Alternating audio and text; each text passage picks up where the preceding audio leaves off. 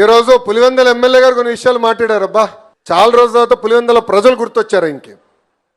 చాలా మంది అడిగారు నన్ను, చంద్రబాబు నాయుడు గారు బయటికి రావాలంటే గేట్కి తాళి కట్టారు, చంద్రబాబు నాయుడు గారు కుప్పంకి వెళ్ళాలంటే డిఎస్పీని అడ్డంగా పెట్టి కుప్పానికి వెళ్ళేదానికి లేదని చెప్పారు. ఒక్క వ్యక్తిని పరామర్శించేదానికి వెళ్ళి ఏకంగా ఇద్దరిని చంపొచ్చాడు. అబ్బాయి ఒకరినేమో అంబులెన్స్లో చంపారు, ఇంకొకరేమో పబ్లిక్ మీటింగ్లో ఊపిరాడిగా చనిపోయాడు. జెడ్పీటీసీ గురించి ఏం చెప్పాలి? డిపాజిటే రాని పరిస్థితి.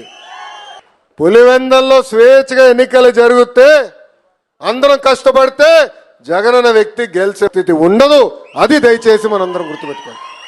కష్టపడాలి, ప్రజల దగ్గరికి వెళ్ళాలి, ప్రజలతో మనం మమేక్యం అవ్వాలి. ఉల్లిపాయ బంగాళదుంపల మధ్య తేడా తెలియదురా స్వామి, తేడా తెలీదు. ఈరోజు వచ్చి హెరిటేజ్ స్టోర్ అన్నాడు. అయ్యా జగన్ గారు, స్టోర్లు అమ్మేసి 8 సంవత్సరాలు అయింది, 8 సంవత్సరాలు అయిపోయింది. అవన్నీ ఫ్యూచర్ రీటైల్, రిలయన్స్ రీటైల్ స్టోర్లుగా మారిపోయినాయి. అది కూడా పాపం ఆయన తెలియదు.